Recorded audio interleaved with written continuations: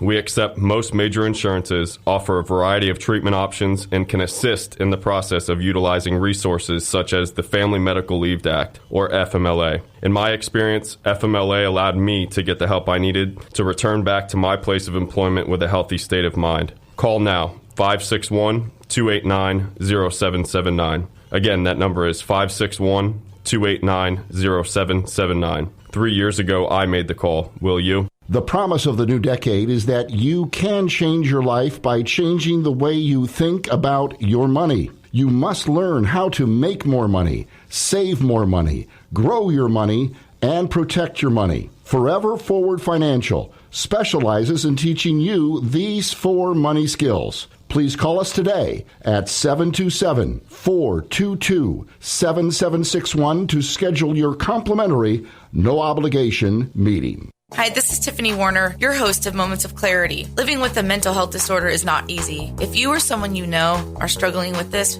please know it's so important to seek treatment, and I'm here to help. Please visit the website at momentsofclaritywithtiffany.com to view blog posts and resources on this site to help educate and inspire you to take action, because there's no shame in seeking help for mental health. While you're there, please take a few seconds to sign up for my email list. You'll get some extremely valuable educational and entertaining content that can be sent right to your inbox each week. Plus, you'll also get instant and free access to my guide on managing your anxiety. You can also follow me on Twitter at MOC with Tiffany and at Facebook at Tiffany Warner. And once again, the website is momentsofclaritywithtiffany.com. Thank you so much for your support and for listening to your show, because change can only come when we stand together as one. This is the Tan Talk Radio Network. We are back to Moments of Clarity with Tiffany Warner. To join in the discussion, call 866-826-1340. Now, here's Tiffany Warner. Hi, and welcome back. And if you're just tuning in, this is Moments of Clarity. My name is Tiffany Warner. I'm a licensed mental health counselor, and I'm your host. Today, we're talking about the dangers of recognizing the signs, not the dangers of, but recognizing the signs of antisocial personality disorder, narcissism, finding a relationship with somebody that could be a sociopath, and being able to recognize the signs. And my guest was just talking about how she'd gone through a hard time with a divorce and everything, and found herself very vulnerable, which is a lot that is a big thing. Sometimes when we feel broken inside, we attract somebody that's broken. When we feel confident inside, we attract what we're feeling inside. And it takes a lot. And I encourage anyone that's getting out of a relationship to seek help, to build up your self-esteem so that you attract what you really deserve out of life, and another confident person, another person that's going to build you up and help you live your life to its potential, not build you down or break you apart. So before we went to the break, we were just at that point where she has been raped before, divorced, and then moved to South Florida, and was looking for someone to actually spend her life with, and met the wrong person. And I want to welcome back to Moments of Clarity, Gianni Adamo. Hi, Gianni. Thanks so much. Hi, Tiffany. Hi, Tiffany. You're welcome. Mm-hmm. So you had met this charming man at a Christian singles event, and let's go from there. Okay, so I was not aware of the grooming process, obviously, that predators and narcissists put their victims through. And there's this high-intensity chase. Let's just put it that way. They're love bombing you. Yes. They end up... Let's define love bombing for those that are listening that maybe not know all the terms.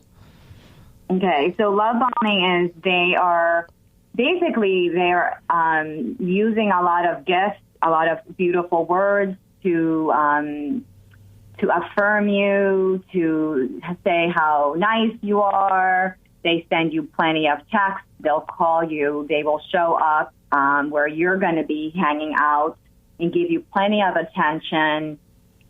They may set up some dates initially, but usually there's a whole system that they put you through.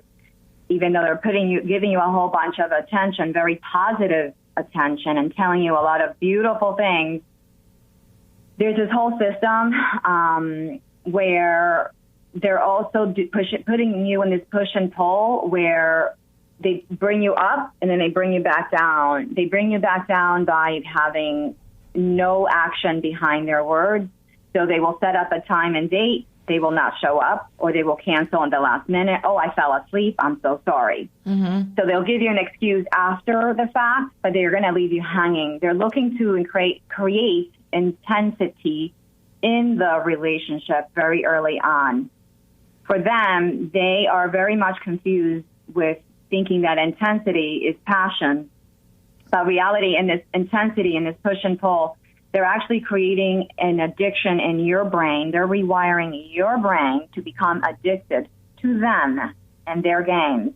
Mm-hmm. Thus, when we finally have the chemistry go off, we think we're in love because we have a heart. And, for me, all of my other relationships have been around love, not an addiction to a human being. Mm-hmm. So this, for me, was the first time that I was placed through this grooming process, this push and pull, and all this intensity being created, pushing my brain into survival mode, which goes into this addiction or a trauma bond with now your narcissist, mm-hmm. which is not a good thing if you are not following here. It's actually pretty devastating for those of us who end up with a trauma bond to our abuser, because mm-hmm. it is extremely difficult to see the truth. It is extremely difficult to see the game. It is extremely difficult to see their cruelty, because now our brain is projecting love, compassion, empathy, loyalty, commitment to these individuals, and they deserve none of it, nor are they behaving in any of those good ways. There's a lot of false hope. Manipulating. And sometimes they might not even know they're doing it, because with narcissism comes a lack of empathy for others and a lot of false hope, a lot of broken promises, things like that. But at the time, without empathy, you don't really feel that the pain that if you let someone down, that what they would feel. It's more like just trying to keep the relationship going by promising things to keep someone else wanting more. But a lot of times, like I always say, that the people that don't, there's ending the stigma on mental health. And the people that scare me the most are the ones that think that they don't need help ever. Mm-hmm. Counseling, I don't need anything. I'm fine. I'm always fine. There's nothing wrong with me.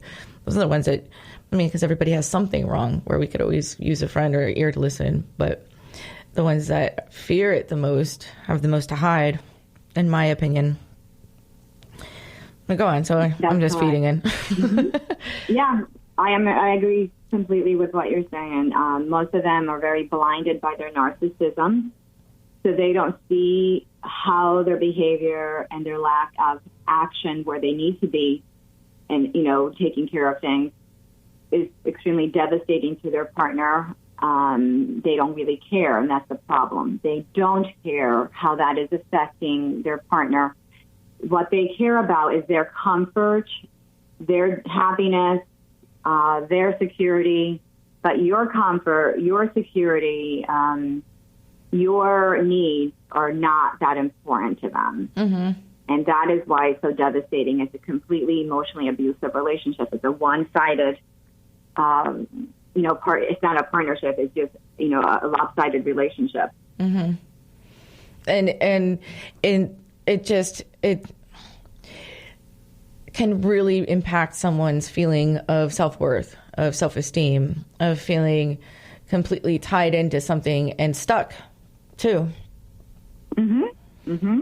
We're wired to love and be loved. That means that love is innate for us, and it is biologically driven, it's emotionally driven, psychologically, every which way we're wired to, and the brain is wired to prioritize connection mm-hmm. to another human being. So from there, even our identity is formed from, our connections to our parents and our environment, and they're mirroring back to us who we are. And then the same continues with our romantic relationships.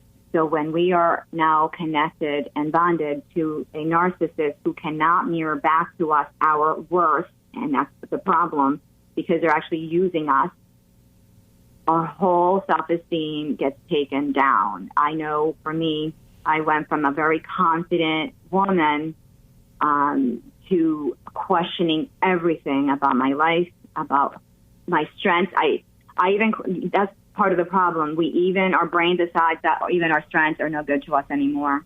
This is where a lot of people the learned helplessness comes in, where they no longer even want to do the things that once brought them joy and excitement, because those things bring to them panic and fear because they've been abused.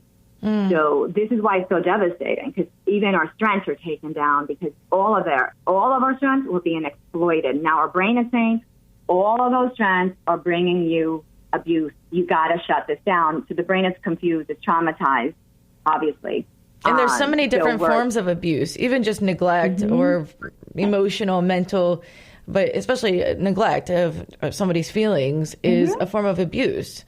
Neglecting when someone's asking for love or asking for attention and not being there, that's abusive.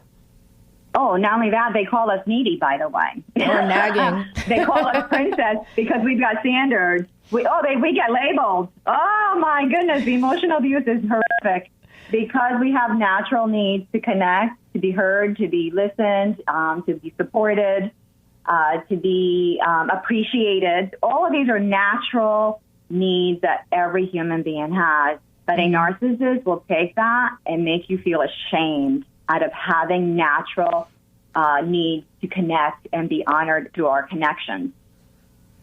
Thus, it's so devastating.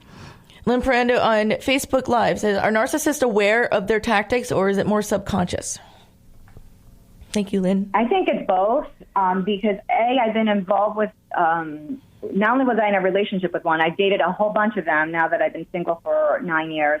And I obviously have clients and couples that come in, and one of them is a narcissist, or I have women and men who come in after having been involved with narcissists. I've interviewed even some of them that I would have realized they're actually sociopaths that have come into my office. And I've asked questions so I ask them a lot of questions.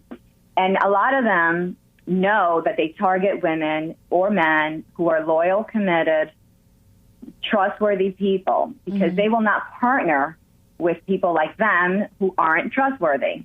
They need to find partners who will carry the relationship. So they literally are looking for very trustworthy human beings. This is why I'm like the victim. I'm like, please don't feel bad about yourself. Your strength is what had made you a victim, because they're looking for strong people to carry the relationship, and that they can use as supply and use all of your strengths. So yeah, they are targeting people for their strengths.